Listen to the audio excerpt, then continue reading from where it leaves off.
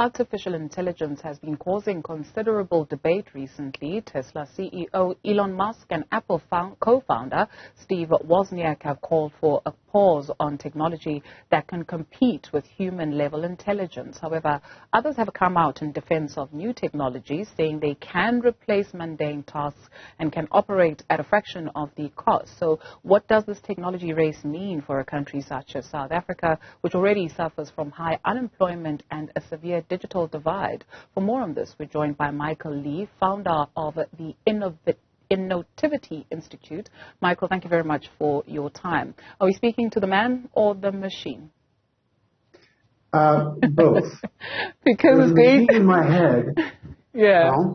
Apparently it's going to be a bit more difficult for us to distinguish, right, as we move into the future. But for a country such as South Africa, as we mentioned, high unemployment, the digital divide, add to that load shedding. Well, yeah, and good. See, load shedding makes artificial intelligence very ineffective. So load shedding is actually good for, slowing down the pace of automation, right? It's one thing it's good for. Yeah. Yeah, but for a country like South Africa, what does the artificial intelligence space look like? Where are we where other countries are already miles ahead? This reminds me of that fourth industrial revolution conversation. Right. Well, it is the fourth industrial revolution conversation, right? We have access to the same level of artificial intelligence that everyone in the world has if we have access, right? So, I mean, getting into the conversation about access to internet and the speed that we have access to internet at, and depending who we are and where we are and so on, obviously people that, have access to the internet are going to access artificial intelligence, whether you're in New York or whether you're in Johannesburg, right? The big difference, I think, is when we talk about, how automation is replacing jobs. The speed of that is obviously slower here, so that's also good. But as you say, there's a lot of work in South Africa that might be a lower level of intellect, or something like more physical labor, more because of the developmental nature of the country, right? And that is the area in which artificial intelligence or automation, that whole span of things, has the biggest impact. It's, in physical labor, in things like office work, support of people. But also, by the way, lawyers are one of the jobs that's most under threat with artificial intelligence. So it spans a whole range of potential impacts, Yeah, I hear you speak of the good and the bad. I mean, with some sectors of society holding a fear about artificial intelligence and its future, should we equally embrace it? Well, I wrote an article in the Mail and Guardian, which is, I guess, one of the reasons I ended up here talking to you about this question. And my specialty is really around creativity mindset, innovation mindset, and how we as human beings are creative, right?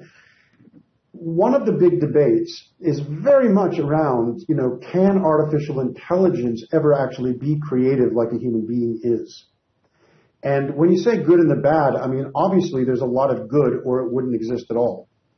The bad is mainly theoretical right now. The bad is like people saying there's going to be a singularity that's going to occur. They predict, Ray Kurzweil is an American intellectual around the area of AI, who predicts that in 2045 we're going to reach what he calls a singularity, at which point technology will run out of control and we won't have the ability to control it anymore. But that's all theoretical, right? Right now, things like ChatGPT, things like the new Bing on Microsoft, they're basically just helpful. They're just helping people. They're not doing anything bad to anybody.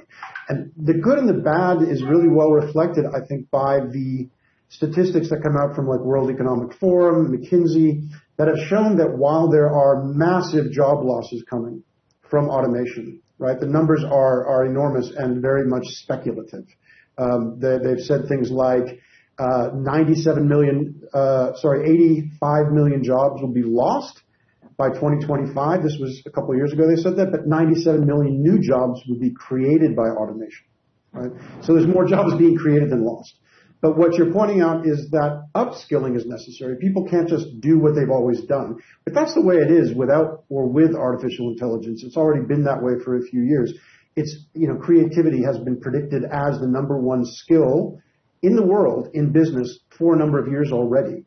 And people like World Economic Forum, LinkedIn, IBM, Forbes, they've all been quoted as saying that creativity, adaptability are more important than any other skill. Even reading and writing isn't as important as creativity and adaptability, meaning it's not just artificial intelligence. It's not just automation.